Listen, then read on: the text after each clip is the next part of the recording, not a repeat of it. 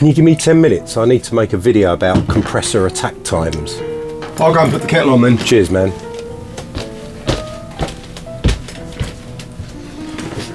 Whew. Hello everyone, welcome to this video, and in this video I'm going to talk to you about compressor attack times. I was in the bath the other day, just after I put up my last mix video, which was of the song Alone Intertwined. Thank you for everyone that watched it. And I had a comment, which I'm going to paraphrase because I didn't get it exactly, but I did note it down because the person deleted their comment eventually, which will become obvious why in a minute. He said, "Hey bro, you've got your attack time the wrong way round on the B17-2A. It's left for fast and right for slow, not like a normal 1176. I have one and I use it all the time." And I felt that kind of sinking feeling in my stomach where I thought, oh my God, I've put out a mix video and people are going to think I'm an idiot.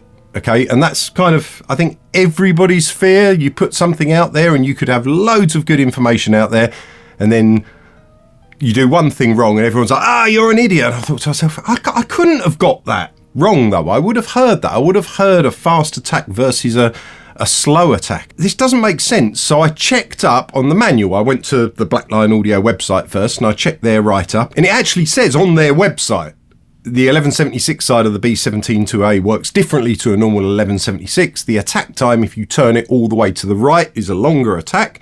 And if you turn it all the way to the left, it's a shorter attack.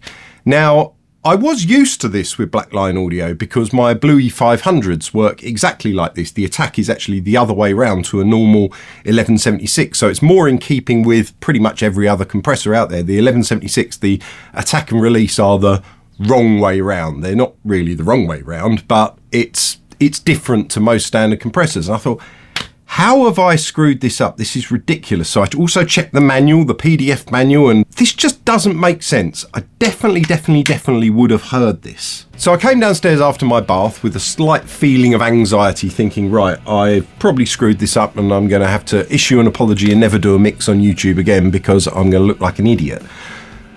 And actually, no, the attack time was working as I thought it was.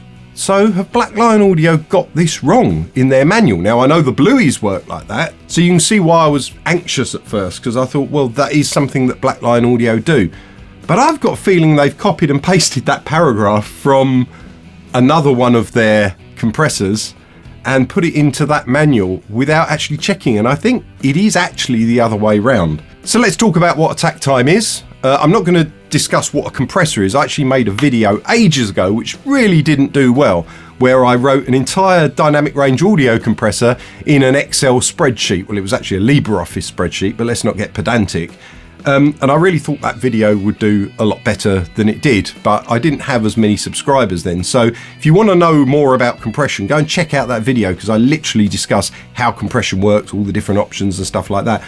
But really, just for the sake of this video, the attack time is how long it takes the compressor to kick in. So for example, if it gets a bass drum or a snare drum that's bang, a really fast transient, how long is it going to take before it starts bringing the gain down? And if you set an attack time, say of 30 milliseconds, you're going to let through a lot of that initial slam and then start turning it down. And if you set an attack time of 1 millisecond, it's pretty much going to clip off all but the very tiny beginning of the snare or the bass drum. So let's see this with a plugin in Plugin Doctor before we test the B17-2A, just so you can see the response on the graph and you know what to expect with a fast and a slow attack time.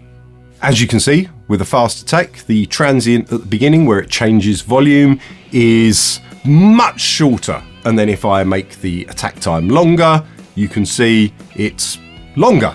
I mean, that's the whole purpose of the attack time. So now let's test the B17-2A and see if that responds any differently.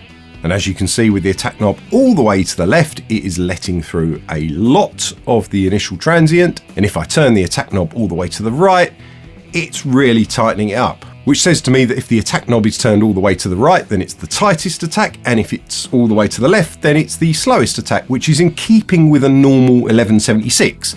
Now I did also test the Blueys, and the Blueys are the other way round. I'm not going to show that now because I've got the Blueys set for a mix that I'm working on, which is going to be in a future video.